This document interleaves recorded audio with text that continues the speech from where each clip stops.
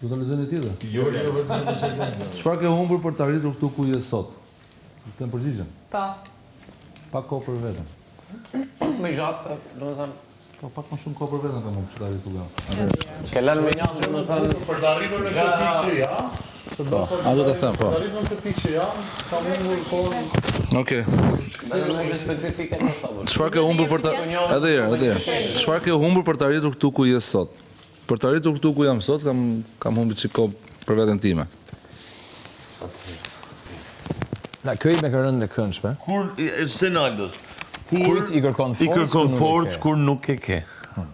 Pik pyetje.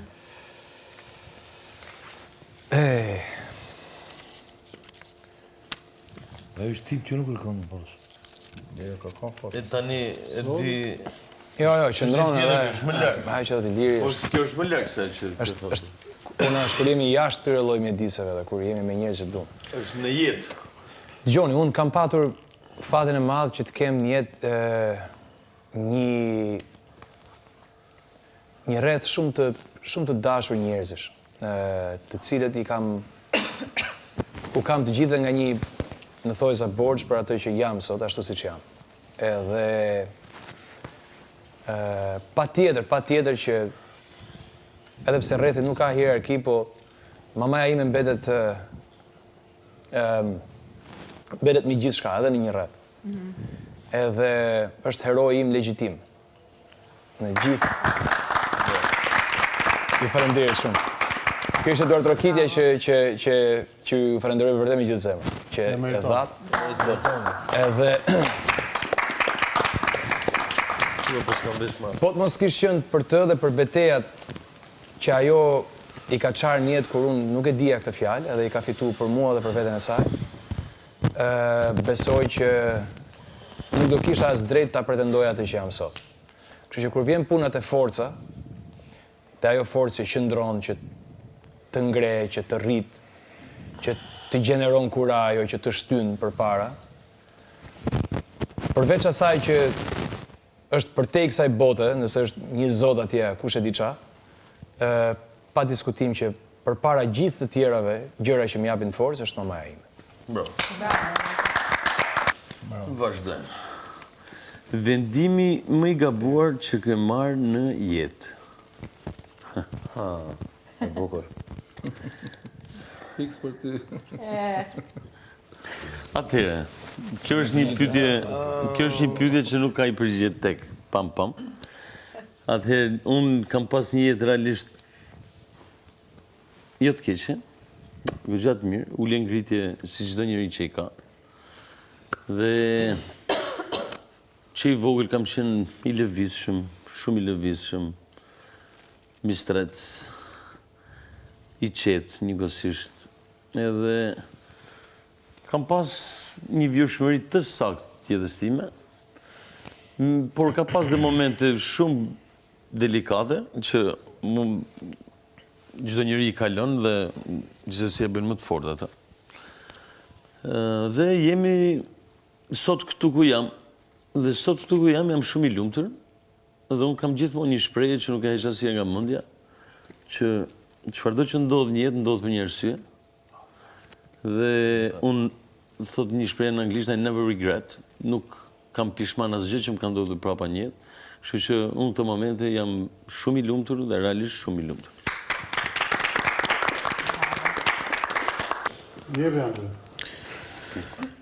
Kompromisi që do ta bëje kurrë për famën. Përgjigjja e lehtë është të them kompromis me veten, sepse deri tani s'më është dashur asnjëherë për kaq sa kam arrit, që mendoj që është shumë dhe shumë pak njëkohësisht. S'më ka penguar askush të mendimin tim, të shpreh veten time, por në rrugën e gjatë kompromiset e vetme do ishin familja dhe dashuria. Shumë. A të kanë tradhtuar apo ke tradhtuar ndonjëherë? Unë nuk kam tradhtuar ndonjëherë. Unë nuk kam tradhtuar asnjëherë, më saktë. Por më kanë tradhtuar. Dhe për fatin tim të mirë apo të keq, edhe e kam dëshmu. Dhe ka qenë një nga gjërat që për kohën që ka ndodhur, ka ndikuar shumë fort te vetbesimi im, edhe më kanë trondit për një periudhë shumë të gjatë në marrëdhënien që kisha me veten.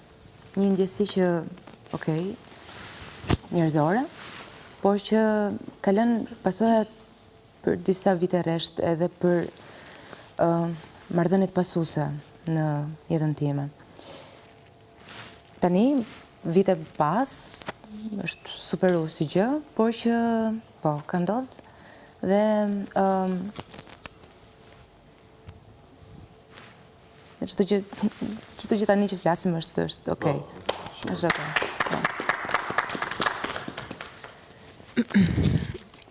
Një gjë që nuk do ta bëje më kurrë në jetë.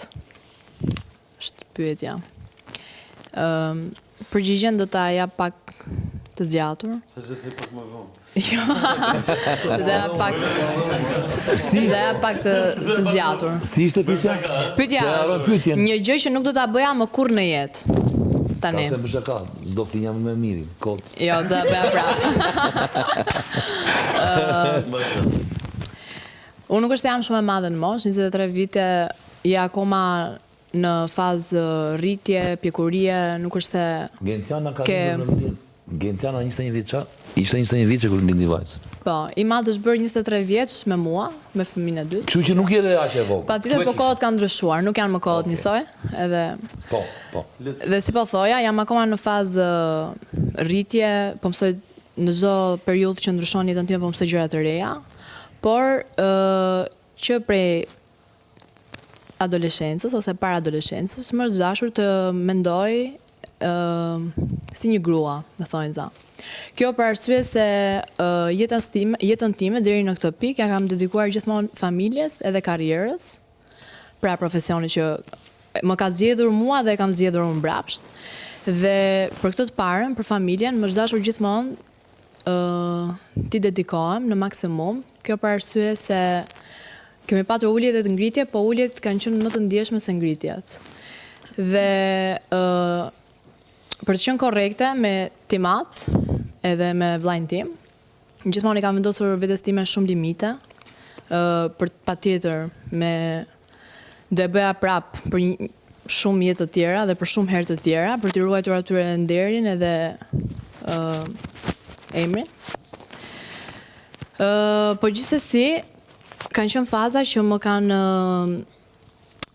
kanë bërë më me pak vetbesim dhe më kanë bërë të ndjem shumë e vogël, e cila më ka zgjatur shumë kohë, shumë vite, derisa ju riktheva vetes dhe kuptova potencialin edhe fuqinë që ka mendja ime për të ndryshuar gjithë qasjen time kundrejt jetës time.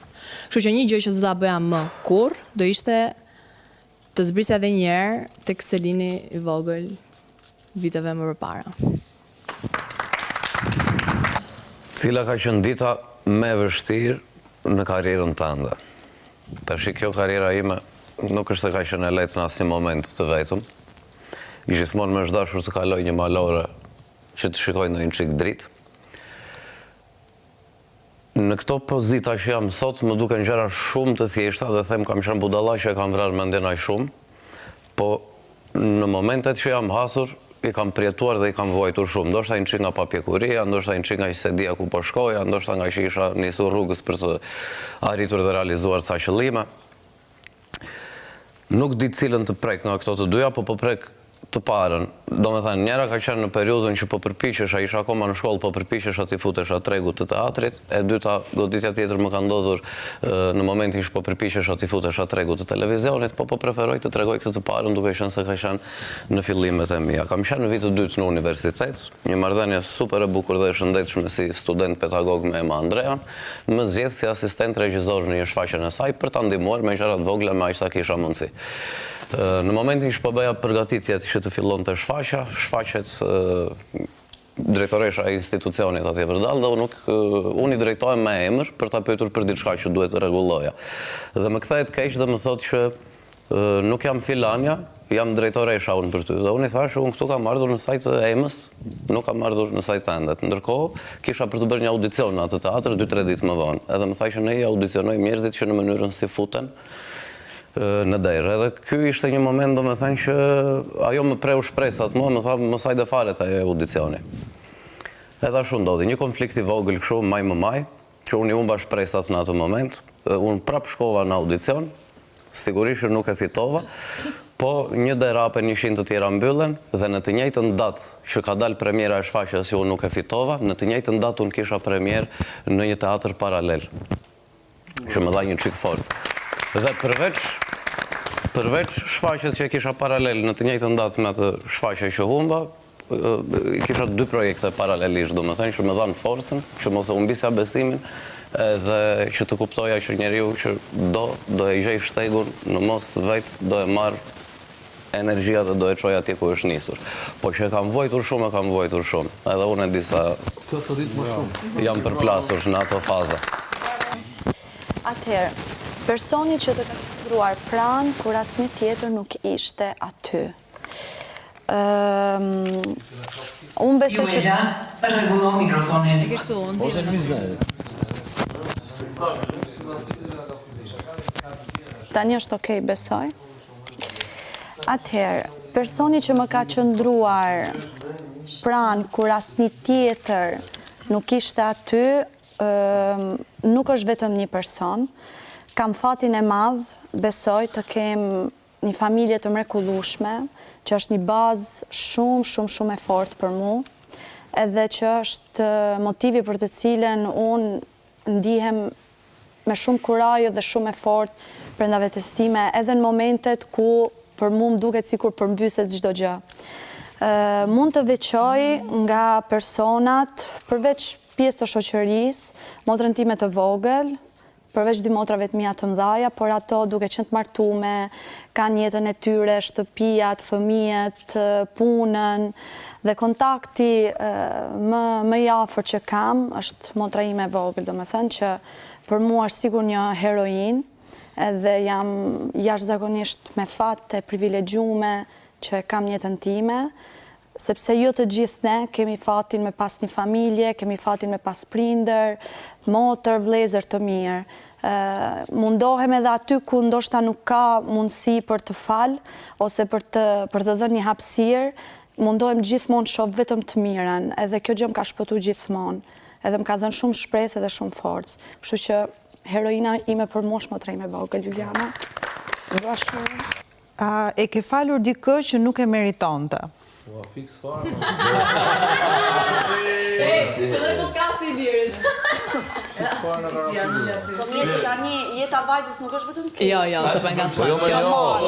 Ajo po si vjen ty. Jo, doja gjithsesi ta thoj. Humor.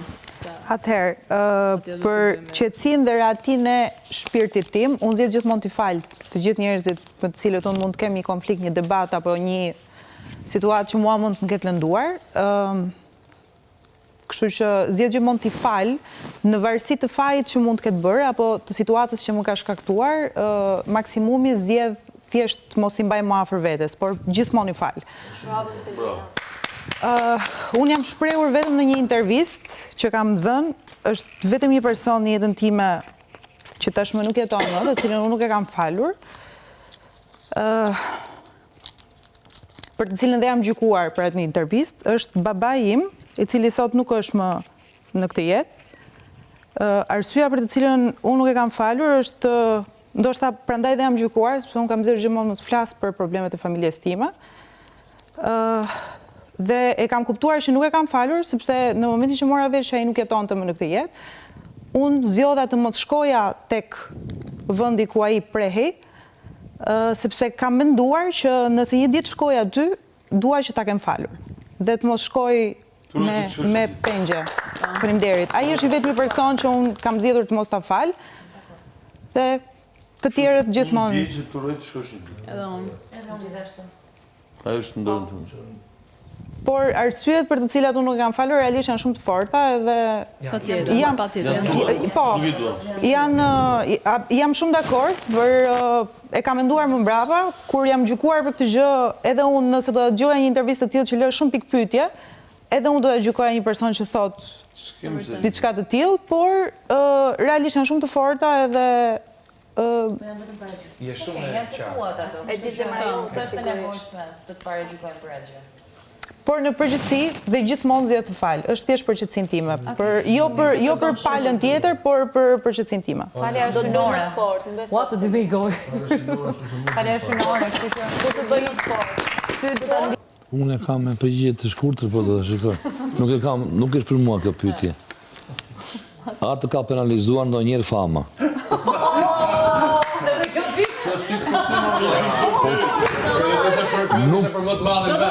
Nuk kam penalizime unë jam i... Do me thënë... Kam penalizime dhe fama. Qa penalizimi? Jo, unë nga që jam i... Do me thënë... Lili është popullor. Edhe nuk kam... S'kam penalizime unë, nuk e ndjej. Ebe kam shumë të shkurtër, panetat e kam shumë të shkurtër. Jo, për shembull kur vetëm protesta edhe vonohem, se duan tani fotografi kështu edhe sa rit do të fjalimin, dhe sa ecë duke.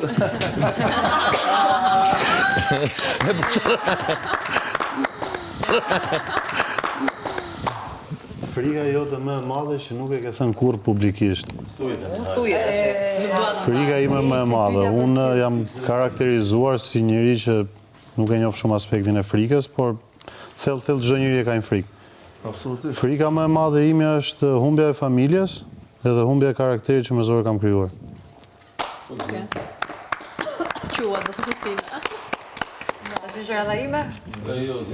Edhe unë e kam përgjigje shumë të shkurtër. Se më ka rënë një pyetje. A e ke sakrifikuar karrierën për dashurinë? Përgjigjja e shkurtër është po. Përgjigjja më e gjatë, realisht unë nuk jam tipi që sakrifikoj në një gjë për sa i përket gjërave të mia personale, aq më tepër karrierën, po ka qenë një person në jetën time që kupton, ka qenë një person që realisht unë kam bërë gjëra që nuk e kisha menduar që do t'i bëja më përpara, përfshirë edhe karrierën që e kam stopuar. E kam stopuar për shumë arsye. Nuk isha në gjendje domethënë që të operoja ashtu siç zakonisht unë di të operoj, kështu që kam ndaluar shumë gjëra, si për të vazhduar ndoshta një luftë pa asnjë lloj finalizimi dhe pas një fitues. Kështu që po, përgjigjja e shkurtër. Faleminderit. Edhe ke mësuar. Vazhdoj unë. Një moment kur ke ndjerë veten të lodhur nga profesioni dhe ke dashur të heqësh dorë. Okej. Quhet. Frustrova me pak tani. Drejto. Po, e kam ndjerë veten të lodhur nga ana e profesionit nga vitet 2012-2013. Fillova të ndjej një lodhje nga fama. Aq më tepër po kthehesht edhe në mangth puna e famës, që nuk e dija që do vite ky moment, sepse ne të gjithë jetës punojmë për atë moment. Dhe kur shkon atje sipër, që je ti i rrethuar me 2000 veta, e shikon që je shumë vetëm, po shumë vetëm. Edhe thua me veten tënde, pse për këtë moment punova unë? Për këtë moment luftova kaq shumë. Edhe zgjidha më e mirë është të bëja ca hapa mbrapa. Nuk do thoj që hoqa dorë komplet, se nuk vendosa të bëj këngë për veten time, por vendosa të bëj këngë për tjerë. Kështu që isha gjithë kohës në studio, po jo i ekspozum. Edhe kjo më bëri shumë mirë, se ndryshe s'do isha këtu tani. Do kisha lënë fare, kështu që më bëri mirë që bëra dy hapa mbrapa. Quhet? Quhet. Që tha që ishte shkurtër fare, vazhdo. Çfarë të ka forcuar më shumë në jetë është? Kjo është edhe një. Çfarë të ka forcuar më shumë se gjithçka tjetër në jetë? Okej, perfekt. Aty jemi. Kemi të dytë një pyetje, kështu që... Vërtet? Po. Oh. Kemi një soj të dy. Qafu. Po. Mari tjetër, Andra. Jo, s'lu me ndrusë. Jo, s'ka, është fat ime. Është forca e rastisë që nëse njohim. Forca e rastisë. Po. Në fakt, edhe më ka forcu forca e rastisë që nëse njohim në jetë. Sepse nga njëri nuk e kupton pse ka një karakter. ndoshta fillon në atë kohën që ne se kujtojmë dot, që nuk e gjejmë dot më, që nuk e përsërisim dot as në memorje. Po unë them që më shdukur sikur karakteri i fortë nganjëherë është një gjë natyrale te njeriu. Vjen natyrshëm e pastaj kruhet e lëvizet nga ça ujërash i sjell jeta me nga ça përballjesh ka përpara, po unë them që forcën ka dhënë më tepërmi kuraja për me u ngrit kur e kam parë veten time në vështirësi dhe kur e kam parë veten time të gjynjëzuar nga lloj situatash tjetës. Dhe mbi gjitha forcën ka dhënë edhe fakti që mua më dukej e papranueshme që mos jetoja një jetë që i përfshin të gjitha. Qa të tjerëve i duke e mundur për mua dhe qa të tjerëve i duke e pa mundur për mua. Për mua qa ishte pa mundësia e dikujt tjetër ishte sfida ime. Edhe dash Zoti e shoh jetën deri në fund kështu. Pse më ka dhënë frymëzim edhe aty ku s'kam patur ku ta gjej. Edhe këtë them. Çfarë të ka forcuar më shumë se gjithçka tjetër në jetë? Tani, unë përgjithësi në jetën time kam qenë shumë i fortë, vazhdoj të jem i fortë, si person, si karakter, i fortë në çdo drejtim, që unë nuk i bëj bisht asgjë, punoj fort nga mjesi dhe imdar, me motivim, me disiplinë, me të gjitha, por njeriu ka dhe moment, dhe unë asnjëherë nuk kam shfaqur dobësi para njerëzve, që është shumë e rëndësishme. Ndër veçantit që kam shfaq dobësi, nuk është dobësi, po kam qajt një 2-3 Big Brother që... Absolutisht, ja. Por unë po të them që kush ka forcuar më shumë. Momentet e mia më të dobta që kam pas, vetëm një person ka animuar më shumë këtë botë, dhe ka emrin Aura Tola, është goca ime.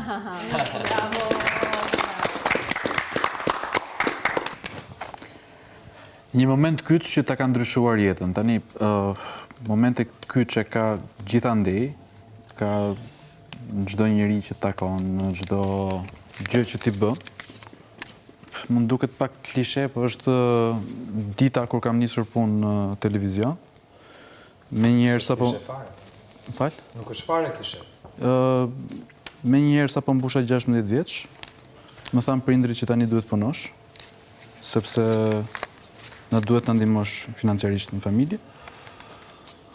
Edhe praktikisht më ka bërë që ndoshta të piqem pak para kohë, ndoshta të marr ca përgjegjësi që nuk i takojnë një adoleshenti, ndonjëherë të qenurit edhe rroga e vetme në shtëpi. Ka bërë të njoh njerëz të mrekullueshëm, të ndaj pikpamje shumë për botën, edhe ka orientuar më pas gjithë qenien time, gjithë karrierën time dhe çdo gjë dhe sot ku jam këtu. Humbja më e madhe në jetë.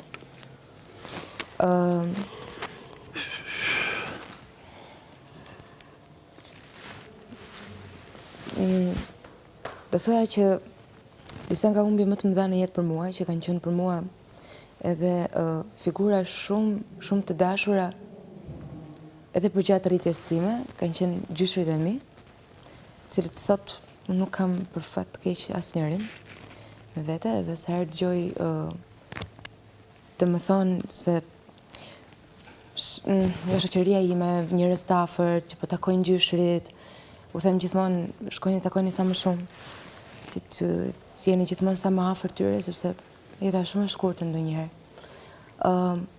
Kjo është një gjë që më pikëllon shumë, dhe në të tjera momente dhe periudat jetës time, një humbje që ndoshta se ka fiks fjalën humbja më e madhe në jetë, por prapë mbetet humbje, ka qenë shumë momente ku unë kam humbur veten, për shkak të disa rrethanave të caktuara apo personave të papërshtatshëm me atë që unë jam.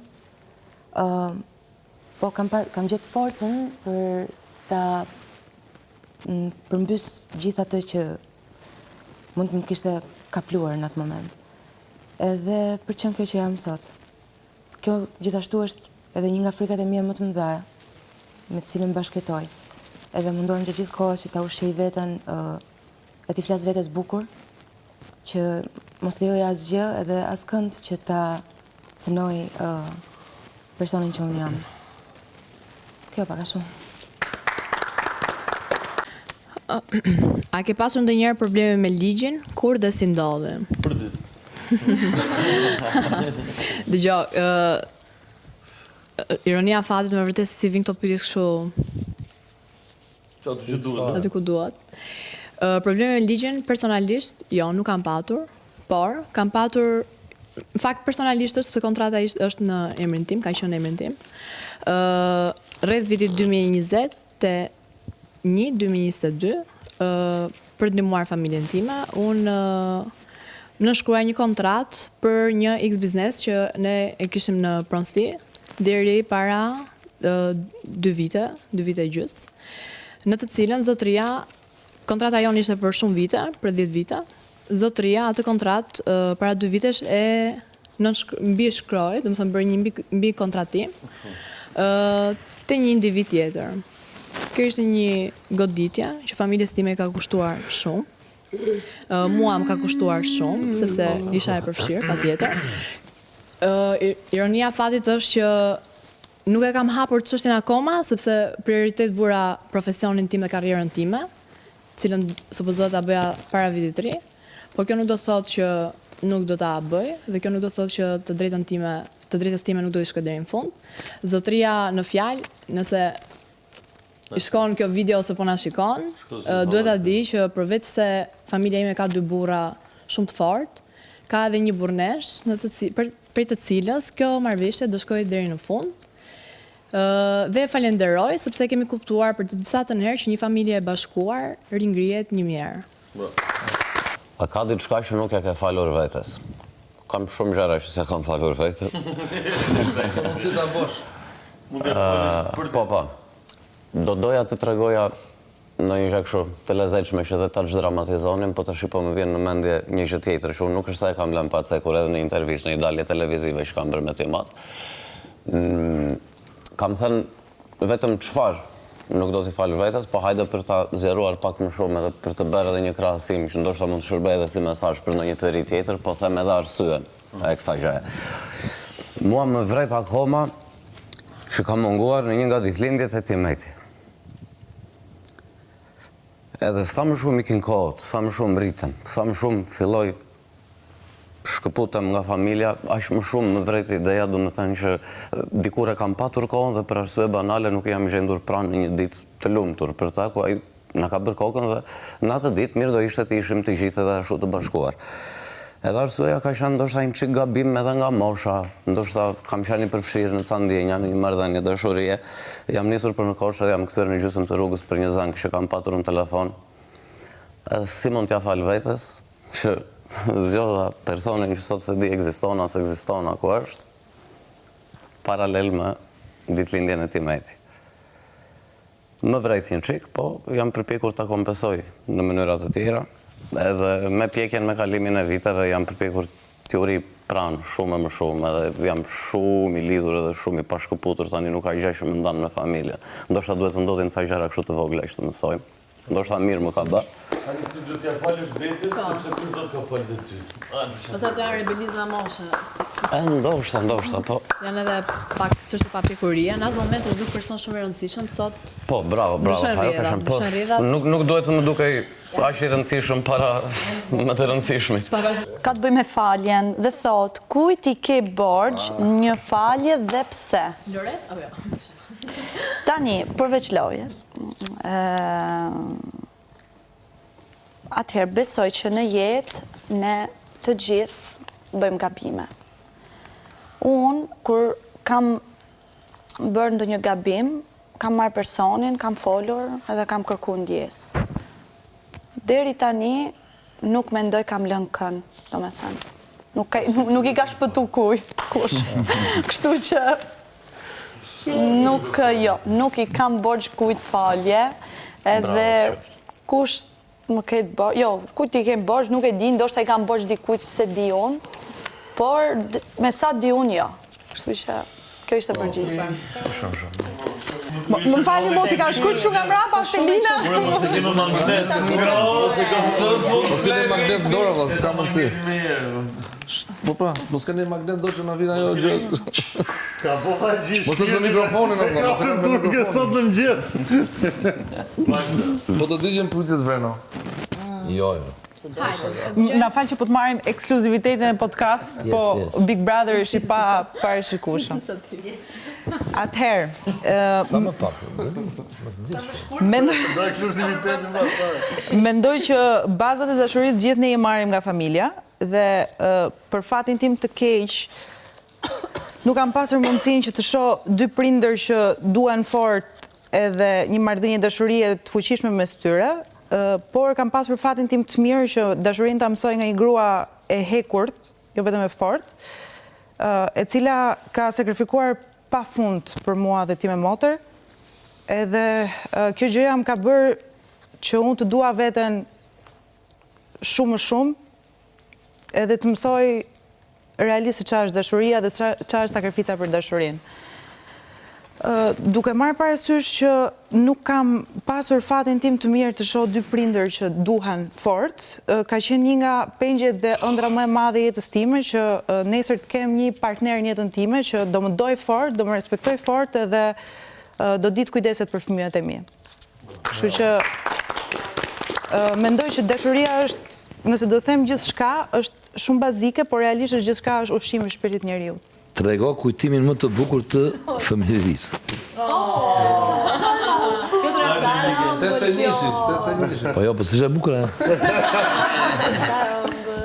Sa i madhe. Fatkeqësia ime që kam jetuar në varfëri si tërë populli në kohën e Enverit. Edhe gëzimi tonë ishte kur ndërmarrjet që punonin prindrit, për vit të ri i jepnin kuklla ose i jepnin diçka dhe ne meziprisnim. Edhe me një maj vishnim, na blinin prindrit. Rrobat të bukura. Edhe kur babai mirte rrogën edhe jam bajmend akoma datën kur mirte rrogën në fabrikën e Qeqit me 4 e me 19. Prisnia 5 lekë ose 10 lekë të vija të bëja ndonjë. Por këtu do mi i bukuri është kur më ka çuar babai për në kampionerëve Durrës. Kur isha në moshën 11, 12 vit. Është kujtim që sa haroj, është vërtet i bukur. Domethënë edhe pa çpash detin, edhe që pa anja dhe gjëra të mira, se si jam mësuar pjatë e parë për të dytë ku thënë. Unë në shtëpi kur isha i vogël, sheqer me ujë ishte gjë me mia, po që s'kishte, sheqer me ujë s'ka. Sheqer e minim 1 kile mbaronte për 3-4 ditë dhe pastaj tër muaj nëna ka sheqer. Domethënë fëmijë që mos procoj tash bukë me sheqer e s'kishte. Domethënë unë kisha ende tanja bukë me sheqer. Imagjinoj çfarë fëmijë është pastaj të tjerat. Djathtin e këto që i kishim ose për qumësh mund të rëzinja radhë në ditë të darkës deri në mëngjes për një shishe qumësh. E mund të aminja se mund të vinin 5 arka. Kur ke qarë për herë të fundit dhe pse? A këte na e thuj. Është, jo, do të tregoj pak tjetër. Është, ajo po, kemi qarë nga qesh nga dhja me ligën. Shumë e vështirë që unë të arrim pikën për qarë, po ditë them këtë pjesën që lotë për herë të fundit kur më ka ndalë. Ka qenë në 29 mars 2024, dita që ka lindur nipi im. Ka pasur një operacion shumë të vështirë lindja, ka zgjatur rreth 2 orë dhe rreth 2 orë vetëm rridhni lodhët dhe s'flisja dot. Lodhë të dërje që? Nuk kam folur, nuk as kam nxjerrë as një vetëm lodhë. Kështu që para asaj nuk mbaj mend që të kem qarë. Faleminderit. Kush do të doje të ishe sot nëse nuk do t'i friksoheshe asgjëje? Atëherë, me sa kam parë deri më sot, gjatë jetës time, unë kam patur goxha eksperienca të cilët mund të jenë shumë shokuese për shumë nga ju. Në moshën 15 vjeçare, unë fatkeqësisht humba nënën dhe ju më larg se vjet, unë humb babain tim, për të cilin nuk mund të vija dot në Shqipëri, pavarësisht gjithë mbështetjes maksimale të cilin unë ja dhash atij. Dhe e thash këtë si parantezë për t'ju thënë që duke qenë që vdekja, për mendimin tim, është gjëja më finale. unë nuk e friksohem absolutisht asgjëje. Ndoshta këto gjëra mua më bën njerin që jam sot, ndoshta edhe jo, por duke marrë parasysh që vdekja është gjëja më finale dhe neve duhet ta jetojmë jetën si ditët më të bukura dhe vetëm këto kemi, mendoj që edhe ju, nëse i friksoni diçkaje, hidheni poshtë. Nëse doni të bëni diçka, doni të hidheni me parashut, bëjeni. Nëse doni të futeni në Big Brother, bëjeni. Nëse doni të dashuroni marrëzisht, bëjeni. Nëse doni të ndaleni, bëjeni dhe këtë. Kështu që mos i friksoni as gjëje për gjëje, sepse jeta është e bukur dhe nuk ke kohë. Urdhro? Me vërtet, Për çfarë i friksohesh? Po ja sa ta bëjmë marrëtimin pastaj. Për çfarë i friksohesh vetes tënde? Për çfarë i friksohesh vetes tënde? Vetes time friksohem për gjithë dimensionin që vete ime ka brenda vetes vet. Quhet? Unë them ti friksohesh forcisë që ti ke, se është në lartë. Jo, burrash. Forcisë që ai ka, se është vërtet shumë lartë. Për gjithë dimensionin që vete ime ka. Duhet me qenë morale. Okej, profesioni që ndërroje në fëmijëri. Unë kur kam qenë e vogël kam patur fëmijërin më të bukur, mendoj, paktën moshatarëve të mi. Do dal prapte i madh se të paktën fëmijëri kanë ndikuar shumë. Ka qenë person, është akoma shumë energjik, edhe mundoj që ta përcillte gjithmonë këtë gjë të kundët tek ono, sepse dhe unë me vllajin tim nuk kemi shumë vite diferencë, dhe mundoheshim që çdo javë ose çdo muaj të bënim nga një aktivitet të ri. Pra praktikisht unë ndërroja një javë të isha hipiste, një javë atlete, një javë balerin, një javë të luaja, do të thonë çdo javë bëja nga një aktivitet dhe gjeja veten të çdo profesion. Po si përfundim, njëkohësisht edhe pse kisha këtë anën time tepër energjike, kisha edhe anën time shumë femërore, me Barbie, me balerina, dhe e kam zgjedhur profesionin tim që 3 vjeç, e kam zhvilluar deri sot dhe mendoj që unë po jetoj ëndrrën time. Të njëjtën pyetje edhe unë me që kanë mbaruar këto letrat. Tash këto shofere kështu i kemi thënë të gjithë kur kemi qenë të vegjël. Po ditë të them që jam projektuar për të qenë këtu ku jam. Ndoshta nuk e kam ditur që do shkoj në këto dimensione edhe prap nuk e dim ç'na ka rezervuar ajo lart edhe ku do shkojmë, po ditë të them që në momentin që shokët tim thoshin vjersha me shkronjën O, një vjersh me shkronjën B, një vjersh me shkronjën C të abetares, unë që shumë i vogël kam ditur përmendësh poemën e Najm Frashërit të Skënderbeut, që është tmerrsisht shumë e gjatë. Edhe gjithmonë kam dashur publikun. Qa kemi patur gjithmonë njerëz që na vinin ose kështu në shtëpi, thoshim do pushoni juve ju themon një vjeç. Sa bëhesh ai bezdisshëm ndonjëherë ashtu. Edhe fal edhe si më maj që mi ka mësuar edhe mi ka recituar, mi ka shutërkohës, po dhe interesi im s'ka qenë i pakt. Edhe paralelisht me dua të bëhem aktor, një dëshirë tjetër që shpreha kur isha i vogël, thoja të zgjatem. Se kam qenë gjithmonë çik më i shkurtër se shokët e klasës edhe gjithmonë po edhe. Kështu, po që kam ditur, domethënë, drejt kësaj kam qenë gjithmonë. Unë mendoj që jam marrë tërkohës aktivitete njërën tjetër, si kam lëshuar. Edhe fans shumë i madh i Portokallis, i mësoja përmendësh sketchet, domethënë të dielën, i riprodhoja të hënën, kur kishim këto aktivitetet, nuk shkoja në shkollë me laps me letër, po i dija fjalët e të gjithë personazheve dhe ju thoja shokëve shoqeve të klasës, ti do thuash këtë, unë do them këtë, pastaj ti do thuash këtë. Ma ka për truri atëherë dhe e kam ndjekur, domethënë, s'ka menduar ndonjëherë në zonë tjetër. Gjithë mendoj që vi me qëllim. Zgënjimi më i madh që ke përjetuar. Fal Zotit, gjatë jetës time nuk ka ndodhur që të kem pësuar zhgënjime fatale në jetën time. Ato që mund të më kenë tronditur pafundësisht jetën. Por që kam pasur një grumbull zhgënjimesh të vogla, si të punës, si të raporteve sentimentale, si të raporteve profesionale, plot herë. Janë gjëra që i kam mirëpritur, që më kanë rritur, që kanë ndryshuar formën se si unë shoh gjërat sot, si komportohem në marrëdhënie, dhe janë gjëra që unë me shumë qartësi dhe konsciencë e kuptoj që i kam lënë të më ndodhin, jo vetëm nga mungesa e eksperiencës, po edhe nga pritshmëritë që e kam si tendencë të krijoj ndonjëherë nga njerëzit që i fus thellësisht në zemër. Kjo më ka bërë të mësoj që përpara vetes mos vendos dikë tjetër.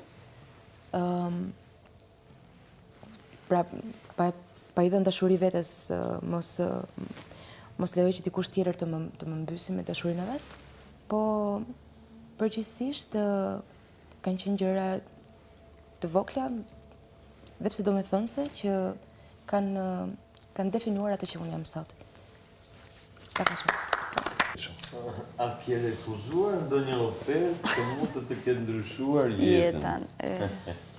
Prap kjo. Tani, unë çdo ofertë që ka marrë në jetën time, unë i kam marrë të gjitha. Pam, unë nuk le oferta pa marrë. Në bazike, mos ta marrin të përgjithshme. Por unë kam bërë diçka që kam stërvitur vete, që këto ofertat ja ofroj vetes me të gjithë përpjekjen mundime dhe çdo gjë që unë kam bërë, dhe këto ofertat ja ofroj vetes time vetë dhe të bëj jetën time më të mirë. Bravo. Sakrifica më e madhe që ke bërë në jetë. Fatmirësisht nuk më është dashur që të bëj shumë sakrifica. Tani gjithçka është kështu relative, personale, edhe koha në vetë është sakrificë. Por mendoj që përgatitja për të ardhur këtu është sakrifica më e madhe që kam bërë, duke hequr dorë nga çdo gjë e sigurt në jetën time, duke hequr dorë nga një karrierë në dukje, praktikisht në këtë moment me atë pasiguri të ngadalt, por në rrugën e duhur, duke hequr dorë nga gjithë siguria financiare, dhe mbi të gjitha duke u shkëputur nga koha me familjar, sepse 100 ditë nuk janë pak, që mund të shpenzoheshin gjatë gjithë kohës me të dashurit tanë, dhe duke hequr dorë edhe nga njerëz shumë pranë zemrës për të qenë gati për këtë gjë. Unë kam pyetën e Ilirit para pak. Ç'kujtim ke nga fëmijëria jote? Ne kam patër shumë të bukur fëmijë, të them të drejtën, edhe shumë të ngarkuar, po ngelimi te e para. Kur shoh tani gjyshet e mi që kanë qenë pjesë thelbësore e rritjes time, flas nga ana e mamas time, se gjyshet nga i madh, edhe për faktin që i madh ndroi jetë shpejt, ndroi jetë pa njohur unë, nuk kam mundur t'i njoh shumë, po ata vetë shkuan shpejt, shkuan kur isha akoma i vogël. I kam dashur, pra se i kam njohur, i kam dashur fort, po prapë nuk kam kryer dot një relat shumë të madhe. Edhe pse ishin dy njerëz mrekullueshëm. Nga ana e mamas sime pastaj, gjyshit më kanë rrit. I kam pas në fshat, i kam pas në Tiranë për të marrë mua mbrapa. Tani që janë njëri gjyshish 82 e nëna 79, kur i shoh ashtu të dy edhe shoh që koha, shoh veten sa e mritur e sa shumë ka kaluar, shoh ata dhe kthehem mbrapa shumë shpejt. Edhe me që në këtë botë jemi gjithë me qera kohe, i tremem shumë fakti që dikur nuk do t'i kem më. Unë them gjithmonë që vetë do t'jetoj, nuk do t'jetoj kur 100 vjeç, ata do t'i kem deri 1000 vjet. Dhe kujtimet e bukura të fëmijërisë lidhen gjithmonë me ta. Për shembull, më kujtohet koha kur gjyshe më merrte në karrocën që mbushte me bar për lopët, edhe më vinte sipër, edhe sa herë që ne niseshim për të kthyer në shtëpi nga tokat, kishim një gjel të poshtër deti, që për arsye që i di vetëm ai, e linte gjithë tufën me pula atje në fund të baçës, nisesh me nxitim të madh dhe ishte kështu gati të më hidhesh mua në kokë. Siç kishte me mua nuk e di. Më kujtohet koha kur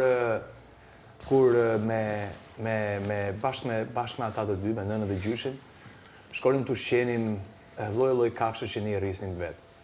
Edhe nëna më merrte dhe më ulte aty në bar bashkë me zogj të vegjël që ushqente me shumë kujdes, edhe dinin atë kohë që po t'ju hidhe lakra të bëra me kos zogjve, i ushqente shumë dhe i rriste shumë. Dhe merrte një tas me lakra me kos për zogj, një tas të psheshur me kos me bukë për mua. Edhe thoshte, të keqe nëna, Një luk zogu, një luk ti. Një luk zogu, një luk ti. E ma mbushën mundjet muaj që t'haja, që tua ti. E kështu më kanë rritë. Kështu më kanë rritë. Ëndra profesionale që të kam betur pezull. Ëndra? Profesionale që të kam betur pezull. Inxhinieri? Jo, atëherë ju a tregoj. Ka qenë karriera ime diplomatike. Tani, kur unë mbarova universitetin, 21 vjeqe, ishte një konkurs ku morëm pjesë, rreth 850 vetë, dhe ishte vetëm 3 të parit për të zgjedhur për të shku të Komisioni Europian për një stage, një internship 6 mujor. Me objektivin normal që të nisje puna aty dhe të vazhdoje karrierën në anën diplomatike për shtetet që ishin jashtë Bashkimit Evropian. Edhe motivimi më i fort që pata me apliku të ky konkurs ishte normal dashuria ime patriotike për Shqipërinë.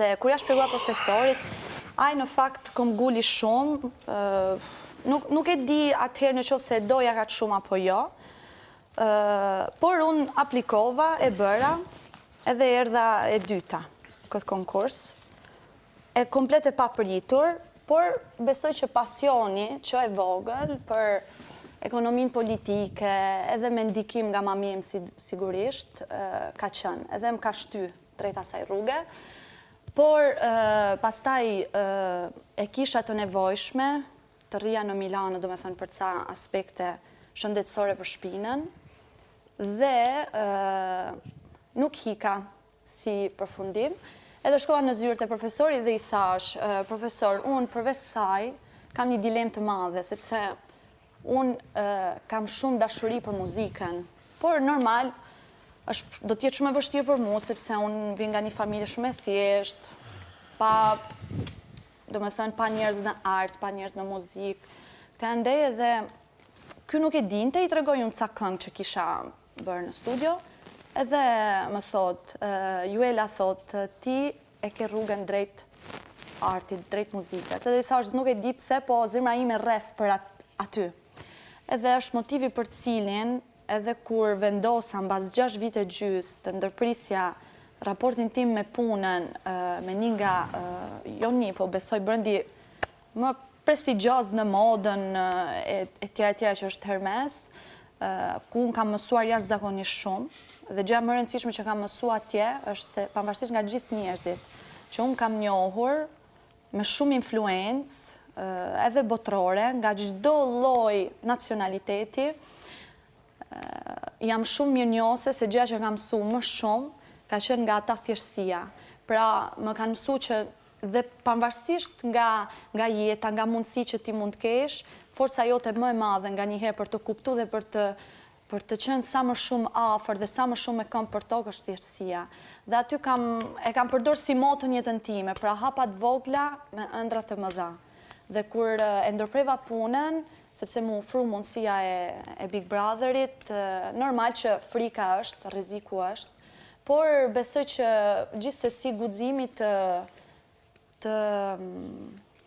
ti premja, të shpërblen, okej, s'ka problem, të shpërblen dhe do e s'do, deri diku do me thënë të ndihmon në rritjen tënde edhe personale. Kështu që kjo ishte gjitha. Për çfarë je paragjykuar më shumë? Paka shumë e thash një rast që ishte një intervistë e imja, një deklaratë e imja për çështjen që nuk kam falur ti madh. Diçka tjetër ka qenë, po marr gjithmonë për aq daljes televizive sa unë kam, për kaq kohë sa jam shfaqur në televizion, për ta marrë në publik të gjërë. Një nga paragjykimet e tjera që kam pasur ka qenë fakti që kur unë kam hyrë në emision, është thënë fakti që unë isha studente ekselente gjatë studimeve të mia të drejtësisë dhe e kam vënë re që publiku tha si ka mundësi kjo gotha me biznes, me ekselente, qa kërkon në përputhen, po, në program. Një paragjykim tjetër që ka qenë për shkak të dinamikave dhe situatave që u krijuan marrëdhënie me kesin kanë qenë lidhur me të, po nuk po dua t'ja heq ekskluzivitetin podcastit, po e lë vetëm kaq. Kurse nëse flasim për paragjykimin që mund të më ketë vrarë më shumë, nuk ka lidhje me publikun e gjerë, ka lidhje me momentin kur prindrit e mi janë ndarë dhe njerëzit që na takonin thonin që IMM nuk do dilte dot të na rriste ashtu siç duhej, nuk do ishim mirë, do na mungonin shumë gjëra etj. Por pavarësisht që ka qenë një nga paragjykimet që më ka vrarë më shumë, ka qenë ai lloj paragjykimi që mua më ka bërë të forcohem edhe e di shumë mirë që edhe nëse do jem një ditë në gjunjë, do zvarritem vetëm për t'i treguar mamit tim që ke bërë një punë shumë të mirë. Dhe mirë. Historia më e bukur e dashurisë që ke përjetuar. Edhe të njëjtën pyetje e ka dhe Lorna. Po mirë, vazhdo ti herë, Podcast, Po ideja është që do humbi elementin e podcastit që ose është shpreh këtu. Sipas dëshirës, si ta doni, e jap. Atëherë do ta rezervoj goxha shumë për elementin për Ilir Venozin. Historia e fundit që kam pasur me Stelinën, për shkak sepse ishte një ndjesi komplet ndryshe bazuar në emisionin, dinamikën dhe përballjen me gjithë Shqipërinë. Po e le kaq shkurt për më vonë. Jo, ke podcastin pëlqen më shumë ta zero. Historia është vllajt madh. Si? Unë kënaqësinë më të madhe kam të kënaq veten time. Pra, kënaqem më shumë duke bërë podcastin me Ilirin. Okej, Lorna. BMV. Historia më e bukur e dashurisë që ke përjetuar. Atëherë, historia më e bukur e dashurisë është po ashtu dhe ajo... Lëre i lirë, këllon mikrofonat. Like dhe Lore. Okej. Nuk e di, nëse është më e bukur, apo është më e gjata. Unë mendoj që gjitha historitë e dashurisë që neve kalojmë janë shumë të bukura në versionin e tyre. Por mund të veçoja historinë time më të gjatë dhe ajo që më bëri ndoshta të lë edhe karrierën më pas, siç është edhe pyetje paraprake, ta lë, ta stopoj, që mund të ketë qenë më e bukur, ndoshta edhe nga afatgjatësia e asaj historie, që patjetër ka patur shumë momente të bukura, por njëkohësisht ka patur edhe shumë momente të cilët më bënin të pyesja veten që përse vazhdoja që të isha në një histori kaq të lodhshme për mendjen time dhe për veten time. Por ka qenë e bukur sepse mua më pëlqejnë gjërat e vështira dhe interesante, patjetër, unë e dua shumë dashurinë dhe kam deklaruar edhe më përpara që jam një tip që dashurohem jo lehtë. Dhe kam të vështirë të dashurohem, por nëse dashurohem, unë jam all in në përgjithësi. Kështu që patjetër mendoj që të gjitha historitë e dashurisë janë shumë të bukura. Kështu që Për pastaj. Futen xhep. Një fjalë që dikush të ka thënë dhe se ke haruar kur.